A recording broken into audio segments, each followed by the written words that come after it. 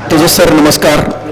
आज आमच्या पिफाच्या कार्यक्रमासाठी आज खास आपण मुंबईहून आमच्या इथल्या जे गुंतवणूकदार आहेत त्यांना मार्गदर्शनासाठी आलेले आहेत.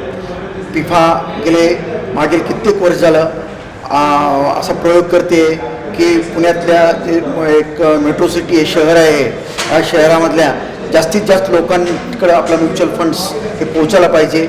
आम्ही एक असा पिफाने हे घेतलेला आहे की आमच्या छोट्यातल्या छोट्या गुंतवणूकदारांनी इन्व्हेस्टमेंट करून त्यांनी श्रीमंत व्हायला पाहिजे आणि त्यांना गाईड आम्ही करण्याचा नेहमी प्रयत्न करतो. आणि याच्यानंतर आज मार्केटमध्ये बरेचसे चॅलेंजेस आहेत. मार्केटमध्ये व्हॉलॅटिलिटी भयंकर आहेत. मार्केटमध्ये आपण इक्विटीमध्ये जास्त करून इन्व्हेस्टमेंट किंवा सेल करायला आम्ही एक डिस्ट्रीब्युटर म्हणून आम्ही प्रयत्न करतो. परंतु मध्यंतरीच एकदम गोल्ड आणि सिल्वरची रॅली होऊन जाते. परत नंतर आम्हाला बरेचसे क्लायंटचा फोन येतो की आपण आपल्या ह्याच्यामध्ये गोल्ड आणि सिल्वरला आपण जास्त हे करायला वेटेज द्यायला पाहिजे होतं. तर आज आपण एक मार्गदर्शन करायला तर आज आपल्यातर्फे अजून तुम्ही काय आमच्या इन्व्हेस्टरला काय तुम्ही मार्गदर्शन कराल आणि आमच्या पिफा कोर टीमला आणि पिफाला काय मार्गदर्शन कराल प्लीज.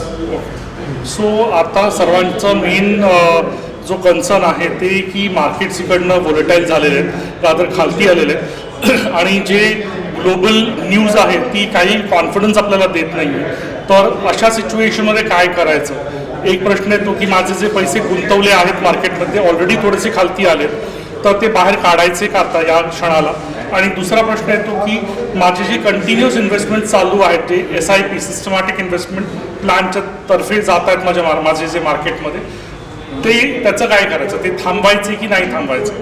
तर या दोन्ही पॉईंट्सवर माझं एकच सांगणं आहे की मार्केट्स हे नेहमी सायक्लिकल असतात. इव्हेंट्स जेव्हा होतात मार्केटमध्ये आणि हे पहिल्यांदा असा काही इव्हेंट झाला असं नाही आहे, तेव्हा मार्केट्स खालती जातात. पण मार्केट्सनी दाखवलं आहे की ते खालती जरी गेले तरी ते रिवाईव्ह होणार आणि ते नंतर वरती जाणारच आहे. तर माझी एवढीच विनंती आहे सगळ्या गुंतवणूकदारांना की तुम्ही आता तुमचे लॉसमध्ये पैसे बाहेर काढू नका. तुम्ही ते पैसे तसेच कंटिन्यू ठेवा मार्केटमध्ये. तुमचे पैसे डेफिनेटली ग्रो होतील, थोडा वेळ लागेल पण ग्रो होतील.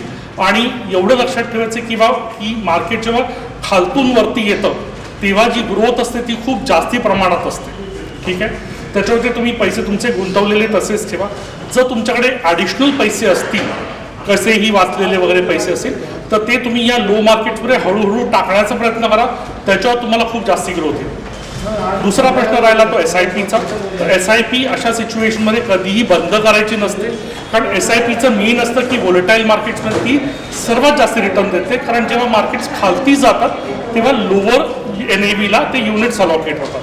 त्याच्यामुळे ते पैसे तुम्ही बिलकुल थांबवू नका. SIPs तुमच्या चालू ठेवा. टॉपअप करता आलं तर SIPमध्ये टॉपअप करा. आणि पिफाला माझं एवढंच सांगणं आहे की तुम्ही हा कार्यक्रम दरवर्षी करत आहात. दरवर्षी तुमची जी संख्या आहे लोक जी येतात ती संख्या दरवर्षी वाढत चालली आहे. आणि तुम्ही जे मार्गदर्शन करताय लोकांना त्याच्यासाठी लोक इथे गर्दी करतात ते ऐकायला. आणि माझ्या मते त्यांच्या फायनान्शियल वेलबिईंगसाठी ते खूप गरजेचं आहे. तर तुमचं असंच भरभराट होत राहो. तुम्ही असंच मार्गदर्शन याच्या पुढे पण तुमच्या गुंतवणूकदारांना करत राहा अशीच इच्छा आहे माझी. Thank you sir. आज मला एक सांगायला तुम्हाला आवडेल की पुणे शहर आज भारतातल्याच AU चौथ्या क्रमांकावर आहे.